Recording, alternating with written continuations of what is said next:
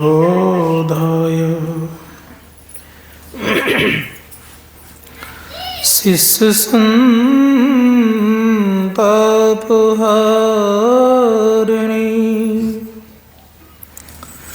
सच्चिदानंद रूपाय तस्मै श्री गुरुवे नमः। मंगलमूर्ति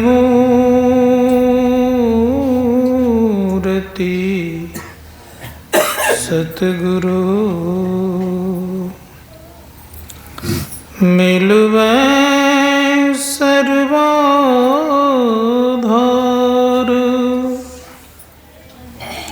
मंगलमय मंगल करन बिनवा बारंबार।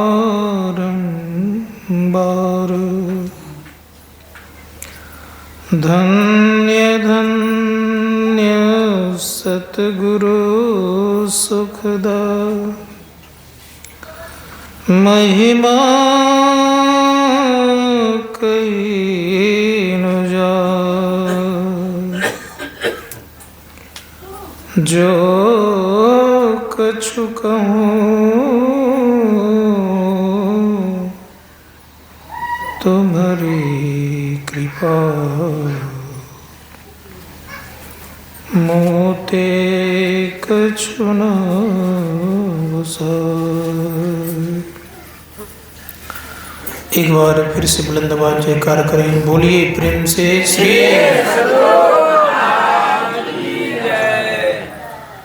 विश्व ब्रह्मांड के नायक सर्वजन स्मरणीय सदगुरु महाराज बोलपाद पद्मों में कोटि सा नमन। मंचस्थ परम श्रद्धेय पूज्य स्वामी सुबोधानंद जी महाराज, सम्माननीय हमारे कुंदन बाबा, परम आदरणीय हमारे श्री लखन बाबू, यहाँ के समस्त पदाधिकारीगण, समवेत समादरणीय सज्जनवृंद, आदरणीय माताओं तथा भक्तिमती बहनों,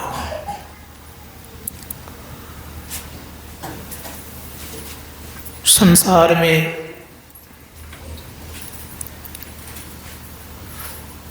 दुख से कोई मुक्त नहीं है।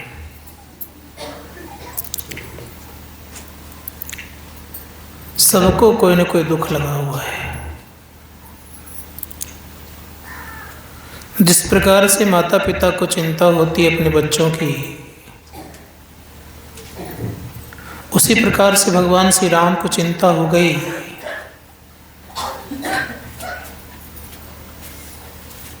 कि मनुष्य को दुख नहीं मिले। उन्होंने उपदेश देने का काम किया।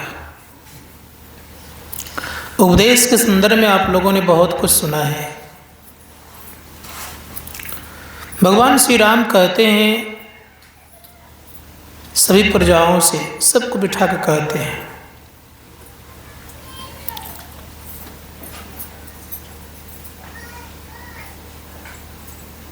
उसमें सब के सब हैं, मुनिजन हैं, विप्रवर हैं, प्रजागण है, गुरुजन भी बैठे हुए हैं, सबके समक्ष कह रहे हैं, सुनहु सकल पुरजन मम वाणी, नहीं ममता कुछ उर आने।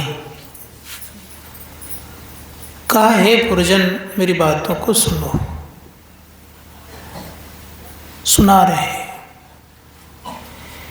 नहीं अनीति कछु भाषाओं भाई, मैं अनीति की बात नहीं करता हूँ। करहूँ जो सोई तुम ही सुहाई, आप वही काम करो जो आपको अच्छा लगे, लेकिन पहले सुनो। सुनने के लिए कह रहे हैं।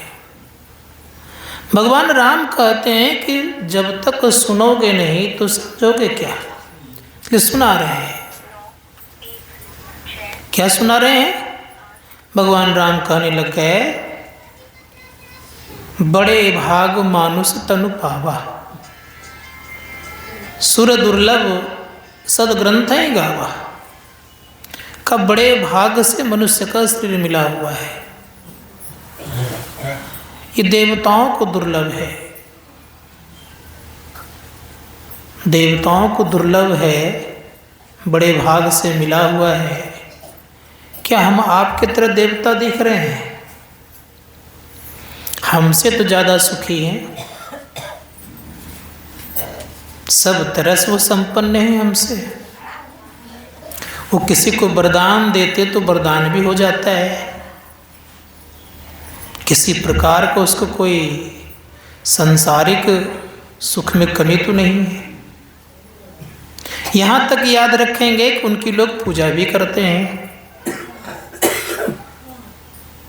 उनसे लोग डरते भी हैं। आपको कौन मानता है, हमको कौन मानता है? संत कहते हैं कि जिस सुख को वो जानता है उस सुख के लिए हम लोग ललायित भी रहते हैं। जिस सुख को प्राप्त करने के लिए सुरपुर गे बिन आवत बिन ही बुलाए, का जिस सुख को हम लोग चाहते हैं उनको बिना ही प्रयास से प्राप्त है। हम लोग विषय चाहते हैं, रूप रस गंध स्पर्श और शब्द, उनको पर्याप्त मात्रा में अपने आप आता है, तो विशेष कैसे?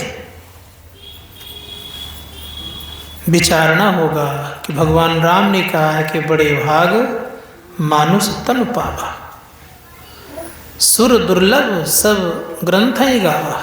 सारे सदग्रंथ कहते हैं कि मनुष्य शरीर देवताओं से श्रेष्ठ है। उदाहरण रूप में महापुरुष लोग देते हैं कि देवताओं का शरीर चांदी जैसा है और मनुष्य का शरीर लोहे जैसा है। बताइए कहाँ फर्क है, कितना अंतर है? इतना अंतर है कि कहाँ चांदी कहाँ लोहा।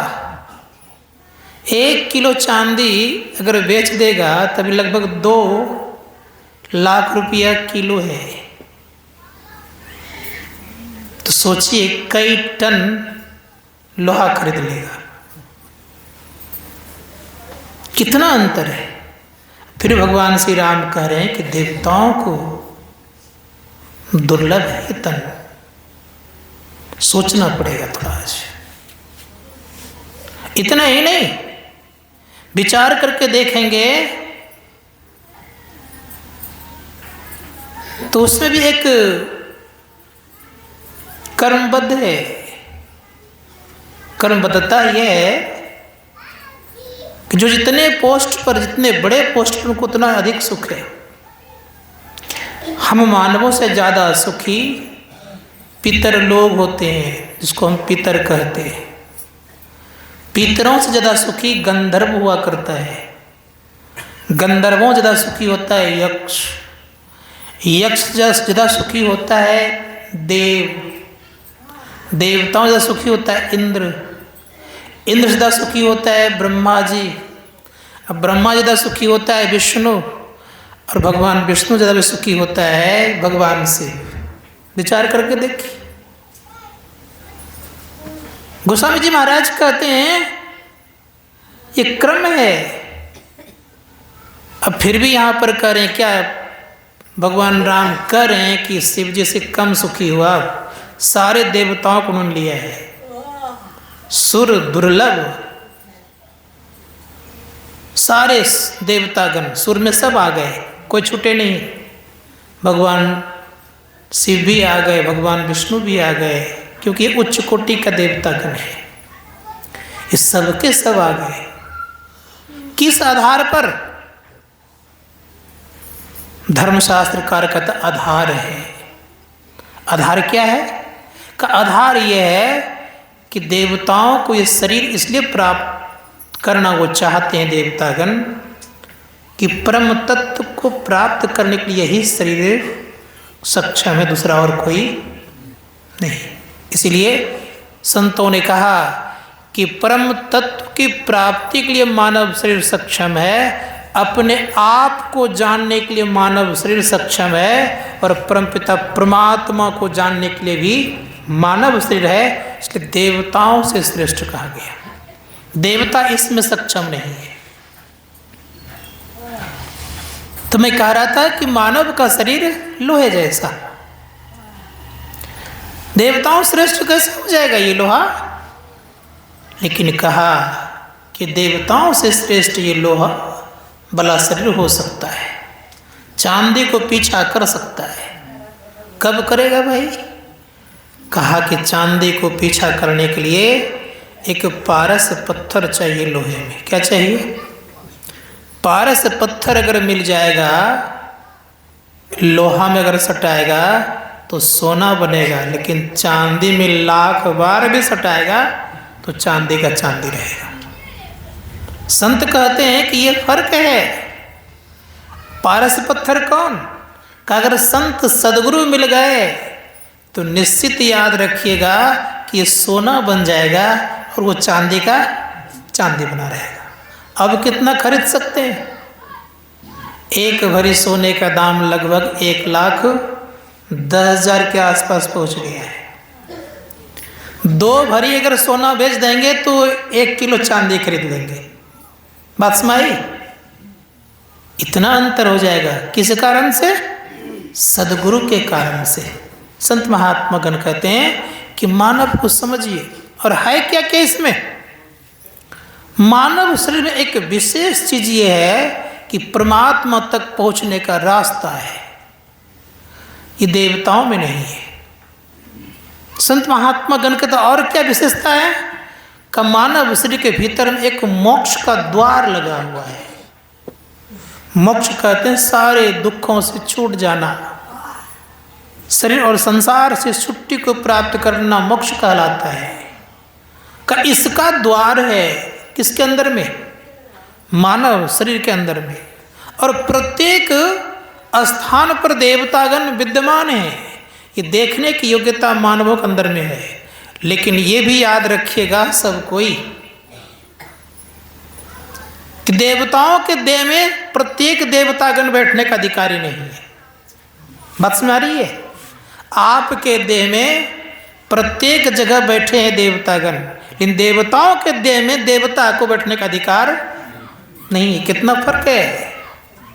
आप देखिए, सुना रहे थे हमारी कुंदन बाबा कि प्रत्येक अंग में बैठे हुए हैं, लेकिन ये सौभाग्य देवताओं को प्राप्त नहीं है।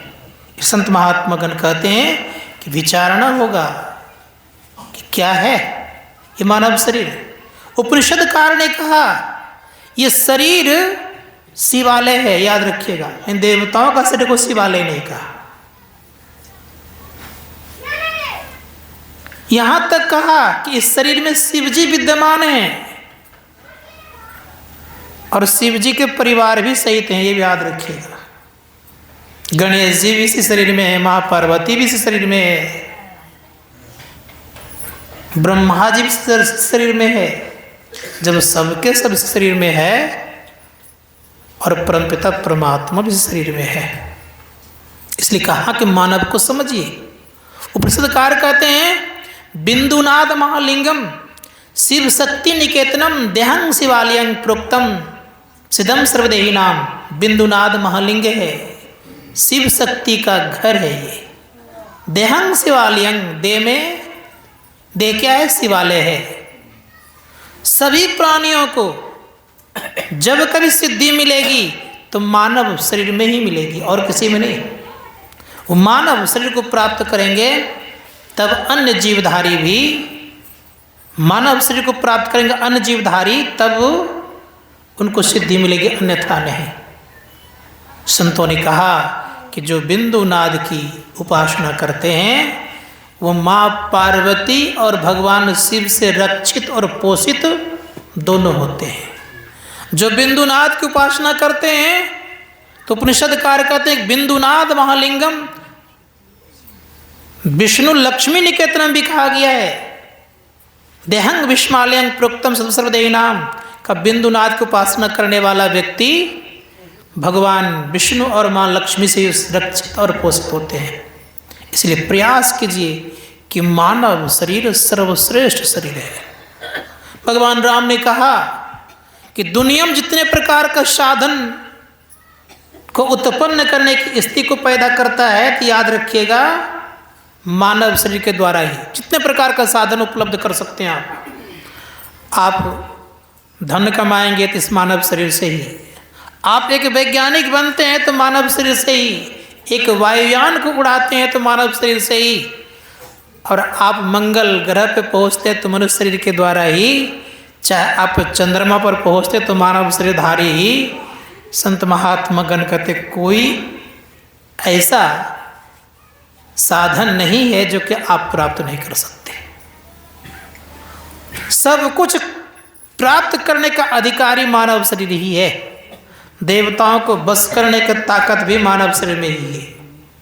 देवताओं को देखने की ताकत भी मानव शरीर को ही है। इसलिए संत महात्मा गण कहते हैं कि समझिए मानव शरीर कितना आपके जीवन में उपयोगी है। आप इतने भाग्यशाली हैं। वैज्ञानिक दृष्टिकोण से भी अगर आप देखेंगे तो आपके एक एक ऑर्गन्स जो जीवन में है आपके शरीर में, उसकी कीमत भी लाखों करोड़ों है।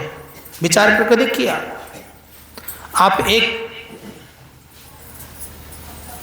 आपके भीतर जो एक लीवर है, इसको यकृत कहते हैं, 50 लाख रुपया देने पर भी आप नहीं देंगे। संत महात्मा गण तो इतना कीमत आपके है। अगर आपको कहेंगे करोड़ रुपया दे तो हार्ट निकाल कर दे दीजिए, देंगे आप?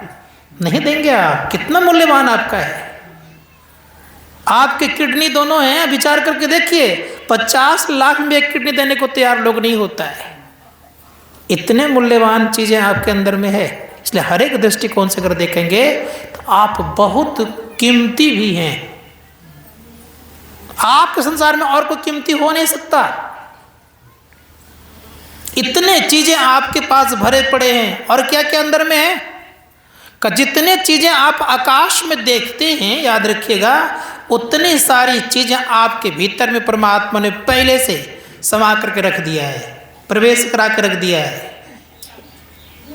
कोई चीज को उन्होंने छोड़ा नहीं है। इसलिए परम संत तुलसी साहब कहते हैं जो ही पिंडे सोई ब्रह्मांडे। हम परम तत्व परमात्मा को प्राप्त करने के लिए इस संसार में आए हैं, लेकिन दुख के गर्त में हम लोग हैं। दुख के गर्त में क्यों हम लोग हैं? क्या कारण है? हम लोगों ने देह मान बैठा है, और जब तक देह मानते रहेंगे तब तक संत महात्मा गण कहते दुख से आप मुक्त नहीं हो सकते। आप देह नहीं है, देही हैं। आप शरीर नहीं है, शरीर ही हैं। आप सदैव याद रखिएगा कि आप शरीर का कोई पार्ट भी नहीं है, कोई अंग नहीं है आप शरीर का। आप हैं क्या? संत महात्मा गण ने कहा कि आप हैं आत्मा। इसलिए आत्मा को समझिए। और आपके भीतर में क्या है? तो बड़े प्रेम से कहा कि आपके भीतर में परमात्मा ने रास्ता बना के रखा है। इसलिए भगवान राम कहते साधन धाम मोक्ष कर द्वारा पाए न जही परलोक सवारा। अगर इस शरीर से आपने परलोक को नहीं संवारा, नहीं सुधारा, नहीं बना पाया, तो परिणाम क्या होगा? का परिणाम ये होगा कि सो प्रत्र दुख पावई सिर धुनि धुनि पछताए, काल ही कर्म है ईश्वर ही मिथ्या दोष लगाए। हम काल को दोष लगाएंगे, कर्म को दोष लगाएंगे और ईश्वर को दोष लगाएंगे कि ईश्वर ने हमें सद्बुद्धि नहीं दी, हमारे भाग्य में लिखा हुआ नहीं था, हमारे कर्म में ऐसा लिखा हुआ नहीं था। ये सब दोष किनको लगाएंगे? काल ही कर्म है ईश्वर ही मिथ्या दोष लगाए। एक ताश खेलने वाला भी कहता है कि मेरे पास वक्त नहीं है। विचार कर देखिए आप। एक जुआ खेलने वाला भी कहता है कि मेरे पास वक्त नहीं है, यद्यपि जुआ खेलना उसके लिए हानिकारक है। संत महात्मा गण कहते हैं कि संसार में इतना ख्याल रखिएगा कि संसार के उपलब्धियों को प्राप्त करने के लिए मानव केवल नहीं मिला है। संसार की उपलब्धि को प्राप्त करते रह गए तो दुख में जाने से कोई आपको रोक नहीं सकता। आप कहां अटके हुए? अंतिम पैदान पर आप हैं, याद रखिएगा। उधर सुख का भंडार है और नीचे दुख का खजाना है, कहाँ जाना चाहते हैं? अंतिम जगह पे हैं आप, उस पार जाएंगे तो सुख मिलेगा, इस पार आएंगे तो दुख मिलेगा। यहाँ पर हैं आप। इसलिए कबीर साहब ने कहा, लख 84 भरमी के पो पे अटके आए, अब की पासा ना पड़े। तो फिर 84 जाए, 84 में जाना पड़ जाएगा। 84 में ना जाए इसके लिए क्या करना पड़ेगा? तो पो पर तो अटके हुए हैं, उस पार जाने का प्रयास कीजिए। ऐसा पासा फेंकिए कि एक ही गोटी चित्त हो, उसमें एक अंग ही प्राप्त हो, अंक प्राप्त हो। अगर दूसरा अंक प्राप्त हो गया, तीसरा प्राप्त हो गया, तो सीधे आप नीचे आएंगे। आपके पास चित्त एक है, याद रखिएगा। उस चित्त को, चित्त रूपी गोटी को भांजना अगर चाहते हैं तो आप विचार करके देखिए, अगर उसमें 2, 4, 5 अंक निकल गए तो सीधे नीचे आ जाएंगे। और कहीं चित्त में एक अगर रह गया तो सीधे बेड़ा पार लग जाएगा आपका। वो क्या है? संत महात्मा गण कहते हैं, अगर प्रभु से चित्त आपने लगा लिया तो बेड़ा पार है, और संसार से अगर चित्त लगा लिया तो गर्त में डूबने से आपको कोई रोक भी नहीं सकता। इसलिए एक मौका मिला हुआ है आपको। 84 लाख प्रकार की योनियों को भ्रमण करते करते हम आप इस संसार में आए हैं। इसलिए कोशिश कीजिए कि हम इसमें फिर नहीं जाएं। अगर चले गए तो दुख पाएंगे। एक प्रसंग सुनाता हूं मैं आप लोगों को। एक बेचारे आंख से लाचार था, उनको 84 कोस का किला में प्रवेश कर गया बेचारा। अब प्रवेश कर गया तो क्या करता? दिखाई तो पड़ नहीं रहा था। महात्मा मिल गए बाहर से, रोना धोना जब हो रहा था तो आवाज़ महात्मा ने सुना। जब आवाज़ महात्मा ने सुन लिया तो कहा कि देखो भाई, जो कोई भी अंदर में हो, उस किले के भीतर में नाना प्रकार की अग्नि जल रही है, उससे अगर मुक्त होना अगर चाहते हो तो एक काम करो, दीवाल का सहारा लो। दीवाल का सहारा लेते गया, लेते गया, लेते गया। परिणाम ये हुआ कि जहाँ खाली जगह मिल जाए वहाँ से तुम निकल जाना। आँख से लाचार होने के कारण दीवाल का सहारा तो उसने लिया। अब खाली जगह जब आने वाला था तो बरसों से जो स्नान नहीं किया था, देह में जो गंदगी बैठ गई थी, उस गंदगी कारण जो उसके देह खुजलाने लग गए, तो खुजलाते भी जा रहे थे और धीरे धीरे आगे भी बढ़ते जा रहे थे। परिणाम क्या हुआ जानते हैं? उस दरवाजा को पार कर गया, फिर दरवाजा दीवार को पकड़ा, फिर चल रहे हैं। अब क्या होगा? संत महात्मा गण कहते हैं कि फिर वो 84 कोस किले को घूमेगा। उसी प्रकार से याद रखिएगा, दरवाजा नजदीक आ गया है। काम, क्रोध, लोभ, मोह, मद, मात्सर रूपी और विषय रूपी जब तक खुजली को खुजलाते रहेंगे तो दरवाजा का दर्शन होना दुर्लभ हो जाएगा। याद रखिएगा, संत महात्मा गण कहते हैं कि दरवाजा का दर्शन अगर करना चाहते हैं, उससे निकलना चाहते हैं, इन सारी चीज़ों को खुजलाना बंद कर दीजिए। जब तक ये प्रपंच रूपी खुजली आपके जीवन में लगी रहेगी, तब तक आप दरवाजा को सदैव पार करते रहेंगे। इसलिए दरवाजा से पार नहीं होना चाहते हैं कि मुझे दरवाजा से पार नहीं होना है, तो खूब इस पंच विषयों को खुजलाइए। और दरवाजा से अगर पार होना चाहते हैं, संत महात्मा गण कहते इनसे बचिए। बचेंगे तो क्या होगा? ऋषि मुनि गण कहते आप आगे बढ़ेंगे। भगवान राम ने कहा, इस शरीर मिला है आपको विषय कमाने के लिए नहीं, यही तन कर फल विषय न भाई, स्वर्ग हो स्वल्प अंत दुखदाई। हे भाई, इस शरीर का फल विषय भोगना नहीं है। विषय भोग लेंगे तो क्या आप सुखी हो जाएंगे? संसार में कोई सुखी नहीं हो पाया। यहाँ तक जिन लोगों ने शरीर को धारण किया वो भी सुखी नहीं हो पाए। तो कहा कि विषय से अपने को वंचित कीजिए। विषय से वंचित करेंगे तो आप किसको प्राप्त करेंगे? कहा आप निर्विषय तत्व को प्राप्त करेंगे। जब तक वंचित नहीं होंगे तब तक निश्चय तत्व की प्राप्ति संभव नहीं है। इसलिए विषय से वंचित अपने आप को कीजिए। क्या उपाय है? भगवान राम कहते हैं कि सुनो, परम संत तुलसी साहब ने कहा कि जिसकी तुम चाहना कर रहे हो, तुम्हारे मन में होता है कि थोड़ा बहुत दान पुण्य कर देंगे, धनवान लोग सोचते थोड़ा दान कर देंगे तो सुखी हो जाएंगे, संत कबीर साहब कहते इसमें भी सुखी नहीं हो सकते आप। इसलिए उपनिषदकार ने भी बड़ा सुंदर शब्दों का प्रयोग किया एक जगह, कहा है कि दान पुण्य करने से भी तुम सुखी पूर्ण रूप से नहीं हो सकते हो। संत कबीर साहब ने कहा आज की बात नहीं कर रहा हूं, जब से संसार बने तब से लोग दुखी ही दुखी हैं। संत कबीर साहब ने कहा तंधर सुखिया काहू न देखा, जो देखा सो दुखिया हो, उदय अस्त की बात कहत हूँ, सबका किया विवेका हो। घाटे बाड़े सब जग दुखिया, क्या गिरही क्या बैरागी हो, सुखदेव आचार्य दुख के डर से गर्भ से माया त्यागी हो। सुखदेव मुनि भी दुख के डर से गर्भ से ही अपना माया का त्याग करना प्रारंभ कर दिए। क्या क्या उन्होंने, जब वो माँ के गर्भ से बाहर आए 12 वर्षों तक माँ के गर्भ में रहे, भगवान की प्रार्थना करने पर जब बाहर आए तो कबूल करवाए, कौल करार करवाए कि कहिए कि भगवान की माया मुझे ना पकड़े। भगवान श्री कृष्ण ने कहा कि कह दीजिए उस बालक से कि मेरी माया नहीं पकड़ेगी। जैसे माँ के गर्भ से बाहर आए तो चलते बने। महर्षि व्यास कहते हैं बेटा मेरी बात तो सुन ले। कहा पिताजी मैंने बहुत बात सुनी है, एक बार की बात सुनाता हूँ। पिताजी कहने लग गए। कहा एक बार मैं गधा योनि में था। गधा योनि में था तो कपड़े धोने वाले के यहाँ मैं रह रहा था। संजोग ऐसा हुआ कपड़ा को लादता था पीठ पर, मैं घाट पहुंचाता था। कभी कभी गर्म कपड़ा भी पीठ पर लाद देता था। एक दिन बहुत गर्म कपड़ा लाद दिया, पीठ में घाव हो गया। घाव होने के कारण खाना पीना कम हो गया। होली का समय आया, होली में लोगों ने काफ़ी जम करके रंग खेला। बहुत ज़्यादा नगर से कपड़ा को उघा करके ले आया और सारे कपड़े को उबाल दिया। बहुत ज़्यादा मेरे पीठ पर कपड़ा को लाद दिया। डंडे के सहारा से धीरे धीरे वो घाट तक लेके चलने लग गया। घाट जाने के क्रम में एक नाला पड़ता था।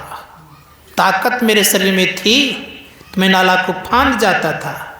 ताकत नहीं रहने के कारण, अधिक बोझ होने के कारण परिणाम ये हो गया कि मैं नाला को फांद नहीं पाया, छलांग नहीं लगा पाया, नाला में गिर गया। उस कपड़ा धोने वाले व्यक्ति ने क्या किया कि मेरे पूंछ को कस के मरोड़ने लग गए, नहीं उठ पाया। मेरे नाक को बंद करके मेरी पिटाई करने लग गए, तब भी मैं नहीं उठ पाया। और परिणाम पिताजी जानते क्या हुआ? कहा क्या का परिणाम ये हुआ कि उसने क्या किया, सारे कपड़े को उतार करके उठाना चाहा, मैं नहीं उठ पाया। 10-20 बार पैर से प्रहार करके और मुझे उस नाले में धंसा दिया और वो चला गया। अब जो कोई आता था पिताजी जानते हैं, उसी पर मेरे पीठ पर पैर रख करके पार हो जाते थे। परिणाम ये हुआ कि देह की गर्मी और पानी की ठंडक से मेरा शरीर धीरे धीरे गलने लग गया। और जब गलने लग गया तो पूरा पूरा जब गलने के कगार पर आ गया, खाना पीना बंद हो गया, मेरा प्राण छूट गया पिताजी। इसलिए मैं उस दुख को जानता हूँ। इसी कारण से इस बार मैं आपके जाल में फंसने वाला नहीं हूँ और नहीं फंसा।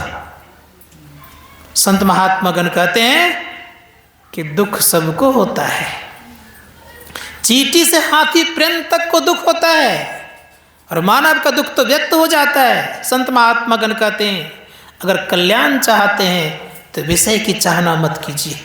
जहाँ कहीं जाएंगे सब जगह दुख मिलेगा। तो मैं कह रहा था, परम संत साहब कहते हैं कि नर्तन दुर्लभ देव को, नर्तन दुर्लभ देव को सब कोई कहत पुकार, सब कोई कहत पुकार, देव दे ही नहीं पावे। ऐसे मूर्ख लोग स्वर्ग की आस लगावे, पुण्य छीन हुए सोई देव स्वर्ग से नरक में आवे। भर में चारों खान पुण्य ताहिरी जावे, तुलसी सतमत गत कहो, स्वर्ग पर करो खखार। नर्तन दुर्लभ देव को सब कोई कहत पुकार, उस स्वर्ग पर खखार फेंक रहे, थूक फेंक रहे। हम लोग स्वर्ग की आस लगा रहे हैं, स्वर्ग में जाने वाले व्यक्ति याद रखिएगा, आज सब कोई बहुत बड़ी पदवी आपको नहीं मिल जाएगी। क्या करके स्वर्ग जाएंगे आप? तो काश जी वह स्वामी कहते हैं, स्वामी राम, उसका राम तीर्थ कभी कभी सुने होंगे नाम, काश जुआ नाम ही उनका है। उन्होंने कहा है, देवतीर्थ नाम उनका है। देवतीर्थ ने कहा कि जब तब करके स्वर्ग कमाया ये तो काम मजदूरों का, मजदूरी वाला काम क्यों करेंगे? अरे प्रोफेसर तो बन जाइए कम से कम। संत महात्मा गण कहते हैं कि ज़्यादा लाभ मिलेगा। मजदूरी में कितना मिलेगा लाभ आपको? तो जब तब करना क्या है, ये काम तो मजदूरों का है। और कहाँ जाएंगे? जब तब करके स्वर्ग कमाया ये तो काम मजदूरों का, मजदूरों का काम है। मजदूरी मत कीजिए। संत महात्मा गण कहते हैं अगर करना है जीवन में तो क्या कीजिए? भगवान राम कह रहे हैं कि सुनो, करना क्या है?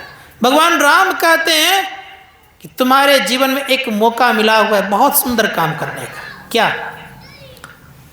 तो अंतिम बात कह रहे हैं कि 84 लाख से तुम तो निकल गए हो, आकर 4,84,000 जोनि भ्रमति जीव अविनाशी, फिरत सदा माया कर प्रेरा, काल कर्म स्वभाव गुण घेरा, कब हुक करे करुणा नर देही, देत इस गुण हेतु से नहीं। अब भगवान राम कहते हैं जो न तरई भव सागर, नर समाज अस्पाय, सुकृत निंदक मंदमति आत्म हन गति जाए। अगर इस संसार सागर से तरना जानते हैं नहीं तो दुख पाएंगे। तो क्या कहा कि जो न तरई भव सागर, नर समाज अस्पाय, सुकृत निंदक मंदमति आत्म हन गति जाए।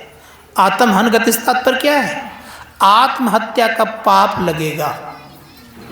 किनको लगता है आत्महत्या का पाप?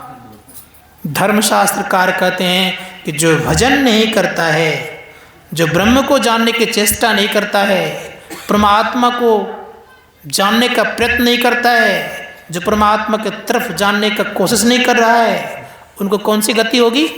का आत्महत्या का पाप लगेगा। उदाहरण का कुछ लोगों को लगता है जो व्यक्ति गले में फांसी लगा करके मर जाता है उसको भी आत्महत्या का पाप लगता है। जो व्यक्ति आग से जला लेता है अपने शरीर को उसको भी उसको भी आत्महत्या का पाप लगता है।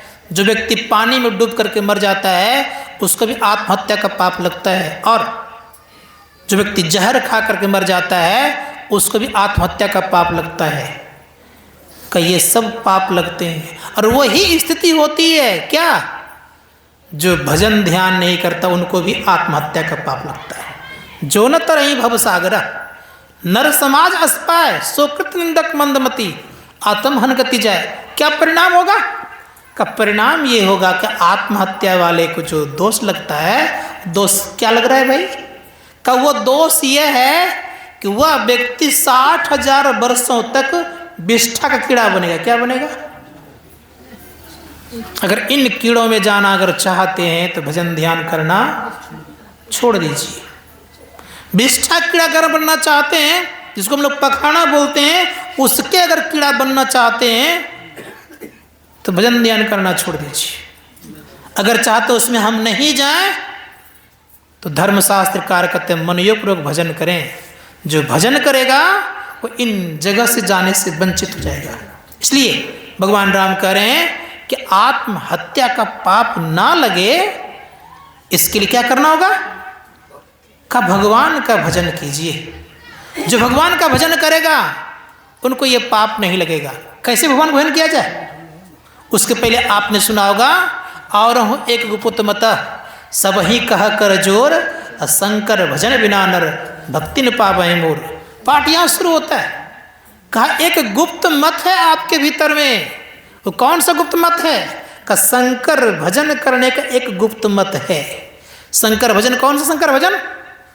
भगवान शिव का भजन करेंगे तभी शंकर भजन होगा।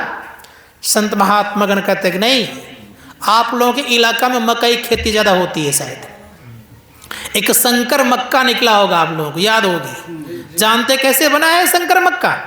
2 चीज़ों को मिला करके शंकर मक्का का बीज को उत्पन्न किया गया है। 2 चीज़ों को मिला करके बनाया गया है। उसी प्रकार से शंकर भजन कहा गया है। दोनों दृष्टि की धारों को अगर जोड़ देंगे आप, ये शंकर भजन हो जाएगा।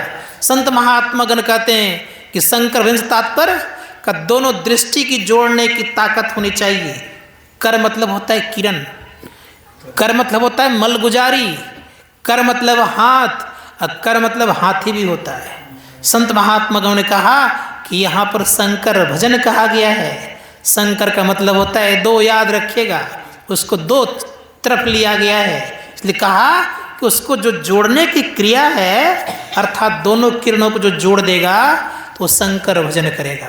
जो शंकर भजन करेगा तो क्या होगा का उनका एक न एक दिन उद्धार निश्चित हो जाएगा, क्योंकि शंकर भजन से ही मोक्ष का द्वार मिलता है।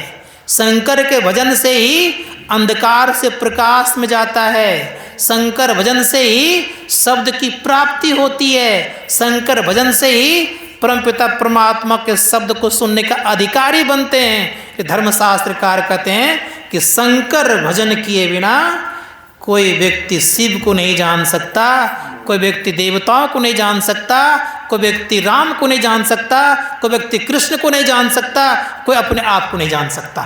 धर्मशास्त्रकार कहते हैं कि शंकर भजन किए बिना किन्हीं को मुक्ति नहीं मिल सकती। धर्मशास्त्रकार ने कहा कि मुक्ति का द्वार शंकर भजन बताता है। धर्म संतों ने कहा कि शंकर भजन को जानिए। शंकर भजन बिना कल्याण संभव नहीं है। कैसे होगा शंकर भजन? तो कहा शंकर भजन करने के लिए गुरु चाहिए, सच्चे गुरु चाहिए। गुरु के सानिध्य में जाकर के इस ज्ञान को सीखना पड़ता है। इसलिए आपने सुना होगा गुरु क्या है? करंधार हैं, करंधार सदगुरु दृढ़ नावा, दुर्लभ साज सुलभ करी पावा। खा ये क्या है? करंधार है, खेवने वाले हैं, नाव को चलाने वाले हैं। संत महात्मा गण कहते हैं कि सच्चे करंधार होना चाहिए, सही मल्ला होना चाहिए, कि ठीक ठीक नाव को चलाने वाला हो। जिस मल्ला को चलाने का, खेवने का जानकारी नहीं हो, उस नाव पर बैठेंगे तो क्या हालत होगा? क्या करेगा वो? संत महात्मा गण कहते हो डुबा देगा आपको। ये भव सागर से पार उतरना है। भव मतलब संसार होता है, संसार को सागर कहा गया है। इस सागर से पार लगाने वाला सच्चे गुरु चाहिए। कौन सच्चे गुरु? गोस्वामी जी महाराज कहते ज्ञान कहे अज्ञान बिनु, तम बिनु कहे प्रकाश, और निर्गुण कहे सगुण बिनु सो गुरु तुलसीदास। जो ज्ञान की बात करता हो उनमें अज्ञानता नहीं होनी चाहिए। ये धर्मशास्त्रकार कहते हैं जो सगुण निर्गुण की बात करता हो, सगुण नहीं होना चाहिए। सगुण से तात्पर्य क्या? सगुण से तात्पर्य होता है कि उसके अंदर में जड़त्व गुण नहीं होना चाहिए। रजोगुण, सत्वगुण और तमोगुण की प्रवृत्ति उनकी नहीं होनी चाहिए। वो ऊपर उठे होना चाहिए महापुरुष, निर्गुण को जानता हो। और क्या कहा? ज्ञान कहे अज्ञान बिनु, तम बिनु कहे प्रकाश। वो प्रकाश की बात कर रहा हो तो उसके भीतर अंधकार की स्थिति नहीं बनी रहना चाहिए। संत कहते हैं कि जो ऐसे महापुरुष होते हैं उनको गुरु धारण कीजिए। हमारे गुरुदेव कहते हैं बड़े प्रेम से, मुक्ति मार्ग जानते, साधन करते नित्य, साधन करते नित्य सतचित जग में रहते, दिन दिन अधिक विराग प्रेम सत्संग करते, दृढ़ ज्ञान बुझाए समुझाए कुबुद्धि को हरते, संशय दुर्बहाय संत मत स्थिर करते, मैं ही धरिए गुण जोई सोई गुरु सच्चित, मुक्ति मार्ग जानते, साधन करते नित्य। संत महात्मा गण कहते हैं कि नित्य साधन करने वाला हो। ऐसा नहीं कि हम साधन करने के लिए कह दिए हैं और हम खुद नहीं कर रहे हैं। ऐसा नहीं। हम कह रहे हैं कि नशाओं का सेवन नहीं करो, खुद नशाओं का सेवन कर रहे हैं। ऐसा नहीं। मैं एक बार सत्संग करने के ख्याल से मैं मध्य प्रदेश गया था। तो मध्य प्रदेश में एक जगह है अमरकंटक। अमरकंटक से सोनभद्र नदी और नर्मदा नदी दोनों का वहाँ से प्रादुर्भाव हुआ, उत्पन्न हुआ है। तो मेरे मन में आया कि देखना चाहिए कि किस तरह की नदी निकली है वहाँ से। तो नदी देखने के ख्याल से मैंने अमरकंटक गया तो मेरे साथ में एक 2-3 स्टार पहने हुए थे, इस पर लगा हुआ था, वो मेरे सीट के बगल में बैठे गए। तो बेचारे कभी कभी कुछ लेकर खाते थे। तो कहा स्वामी जी आप भी कुछ खाइए। धार्मिक प्रवृत्ति के थे और वो अपने गुरु से मिलने के लिए जा रहे थे। तो उनके गुरु वहाँ आए हुए थे। तो मैंने कहा कि देखिए, मैं कुछ बाहर का जल्दी खाता नहीं हूँ, मेरी इच्छा कभी रही नहीं है, बचपन से आदत ऐसी है, बाहर के सामानों से मैं दूर रहा हूँ। फिर दोबारा उन्होंने आग्रह नहीं किया मुझे, लेकिन जहाँ मैं पहुँचा वो भी वहीं पहुँच गए। संजोग ये हुआ कि मैंने एक रात्रि रुकना था मुझे, एक सर्वोदय में जाकर के मैंने अपना डेरा डाल दिया। डाला तो रात भर गुजर के, ठंड लगती है वहाँ, सब दिन ठंड रहती है। तो मैंने सुबह निकला, स्नान वगैरह तो करना कर लिया, देखने ख्याल से चला कि देखें कहाँ क्या है। नर्मदा नदी में नहाना पड़ा, तो नहा धो करके जब देखने ख्याल से मैं गया तो देख लिया, और देखते देखा मैंने कि बहुत भीड़ लगी हुई है। तो भीड़ के ख्याल से मैं वहाँ पर पहुँचा तो वही महात्मा जी का दर्शन करने के लिए वो एक प्रशासन विभाग के लोग आए हुए थे, वो उनके बगल में खड़े थे। तो मैं वहाँ गया तो देखता हूँ कि महात्मा जी है। प्रणाम पाती हुई तो मेरा इस शरीर देख करके महात्मा जान के कहा कि महाराज कुछ खाओगे आप? तो मैं कहलिए कि कुछ खाने की इच्छा तो मेरी नहीं है। तो उस दुकान पर सिगरेट ले रहे थे। कौन? महात्मा जी। का सिगरेट आप पियोगे? तो मैंने कहा नहीं, हम लोग सिगरेट नहीं पीते हैं। अब उनको देखने के इतनी भीड़ लगी हुई थी, मैं आश्चर्यचकित हो गया कि महाराज सिगरेट पी रहे हैं और इतनी भीड़ लगी हुई है। अब वो स्टार वाले कहते हैं मुझसे कि ये हमारे गुरुजी हैं। अब वो मेरा परिचय देते, कहते हैं महाराज जानते हैं, कल से मैं इनको देख रहा हूँ, ना बाहर कुछ खाते हैं ना कुछ पीते हैं। ऐसा तो किसी महात्मा को देखने को मौका नहीं मिलता है। वो महाराज कहते हैं महाराज मैं आपको प्रणाम करता हूँ, इतना आप संयमित रह रहे हैं, आपकी ये हालत। प्रणाम किया, मैं वहाँ से आगे बढ़ा तो एक परमहंस व्यक्ति को मैंने देखा वहाँ पर। परमहंस कैसा? तो 3-4 व्यक्ति उनको पकड़ करके ले जा रहे थे। 3-4 व्यक्ति पकड़ के ले जा रहे थे। काफ़ी मोटा ताजा था, शरीर भी हमारे ऐसा 2-3 गुण निकल जाए, इतना मोटा ताजा था। संजोग ये हुआ, काफ़ी भीड़ उनके साथ में, हजारों की संख्या में भीड़ होगी। वो स्नान करने ख्याल से जा रहे थे, नर्मदा में स्नान करना था। लेकिन एक व्यक्ति को मैंने देखा क्या, एक सिगरेट धराया और उनके मुंह में लगाया। तो मैंने कहा कि ये कौन है? कहा ये परमहंस हैं, ये अपने से कुछ नहीं करते हैं। तो मैंने कहा सो क्या बात है? कहीं इनको लगा के मुंह में लगाते हैं तब ये खींचते हैं, उसके पहले ये कुछ नहीं करते हैं, अपने छूते भी नहीं है। हमने आश्चर्य किया कि परमहंस व्यक्ति की ये हालत कि मुंह में सिगरेट धराए तब वो टाने उधर से भीतर से, और नहीं तो कुछ नहीं करे। को दे देते तो परिणाम ये हुआ कि मैंने दूर से वहां से चल दिया। तब मेरे मन में आया कि मैंने अपने गुरु महाराज को देखा है कि कैसी परमहंस की प्रवृत्ति होती है, कैसे परमहंस होते हैं। ये कहाँ का परमहंस? संत महात्मा गण कहते हैं कि संसार में आज भी सच्चे ज्ञान का बहुत पिपासा है। याद रखिएगा, सच्चे ज्ञान के बहुत अभी भी खोजी हैं, लेकिन सच्चे ज्ञान की प्राप्ति इसलिए नहीं हो पा रही है, कहीं न कहीं बेचारे वो अटके हुए हैं, कहीं न कहीं वो फंसे हुए हैं। चाहे मान की फांस लगी हो उनके ऊपर या प्रतिष्ठा की फांस लगी हो उनके ऊपर, कहीं न कहीं कोई न कोई बंधन लगा है, जिसके कारण सच्चे ज्ञान से लोग दूर होते हैं। अगर सही में सच्चे ज्ञान की प्राप्ति के लिए अगर कोई मिल जाए तो अवश्य कुछ न कुछ त्याग करना चाहिए। तो मैं कह रहा था कि मानव शरीर से क्या मिलने वाला है?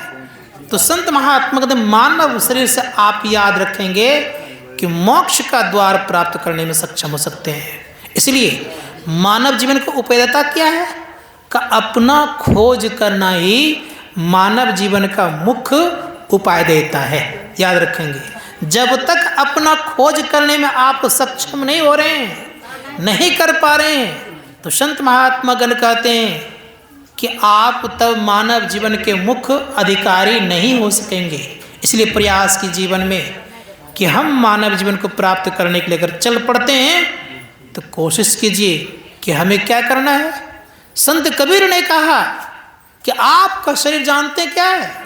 संत कबीर साहब कहते हैं मन योग पूर्वक, वो कहते हैं उनकी वाणी में है कि प्रत्येक व्यक्ति के अंदर में 5 प्रकार के नौबत बाजा है। पांचों नौबत बाजती होत 3600 राग, 100 मंदिर खाली पड़ा बैठन लागे का। धर्मशास्त्रकार कहते हैं कि 5 प्रकार के नौबत बाजा आपके अंदर में है।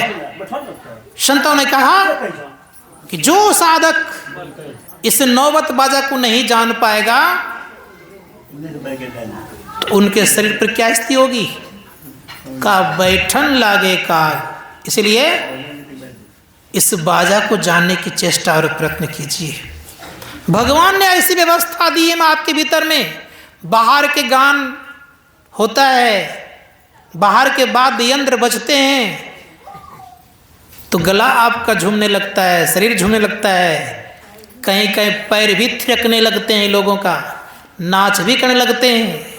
जिस परमपिता परमात्मा ने आपके भीतर में नाना प्रकार का राग रागनी दे करके रखा है, उसको सुनेंगे तो क्या होगा, विचार करना होगा थोड़ा सा।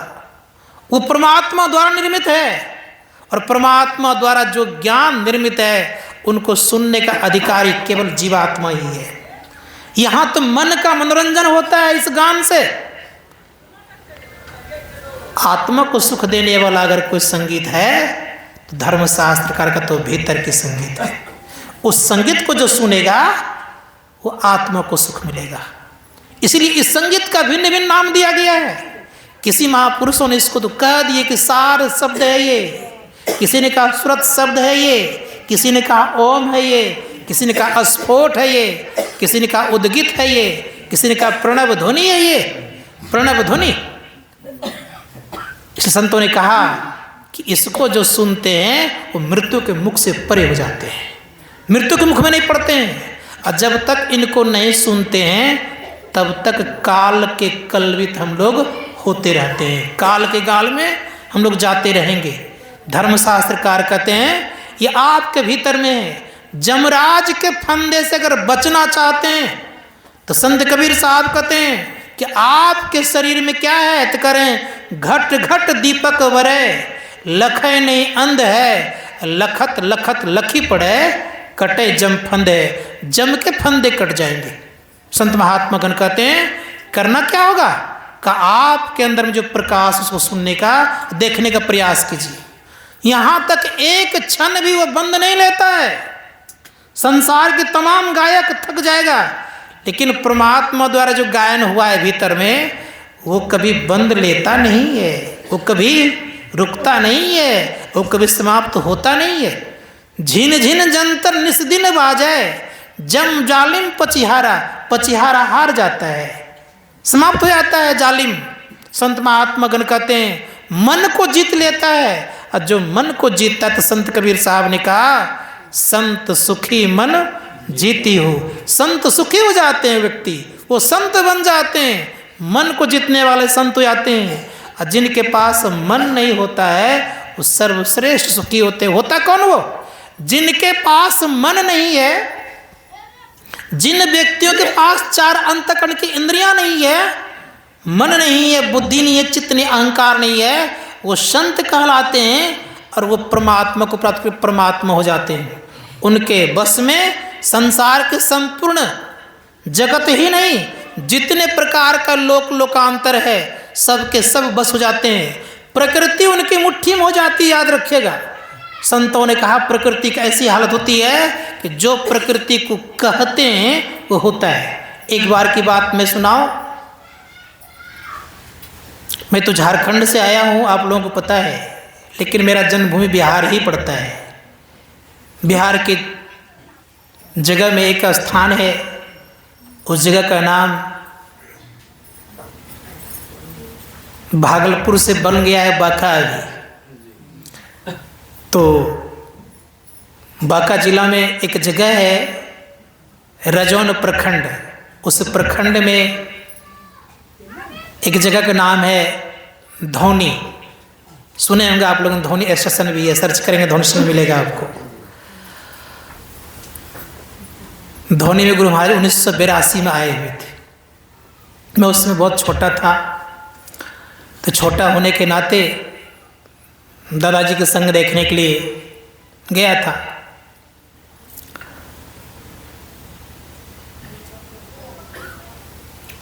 तो भयंकर गर्मी थी, इतनी गर्मी थी कि सब व्याकुल थे। गर्मी से इतना व्याकुल हो गए थे कि लगता था कि कैसे कार्यक्रम होगा।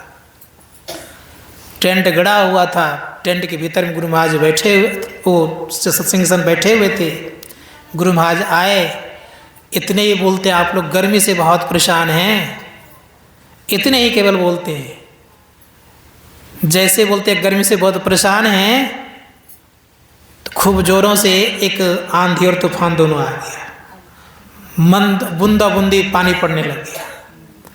सबके मन तो बिल्कुल ठंडा हो गया। अब जहाँ पर सत्संग का कार्यक्रम लिया गया था, निवास जहाँ दिया था, वहाँ एक बूंद कुओं पानी नहीं निकलता था, और इसी कारण से गुरु महाराज कार्यक्रम दे नहीं रहे थे।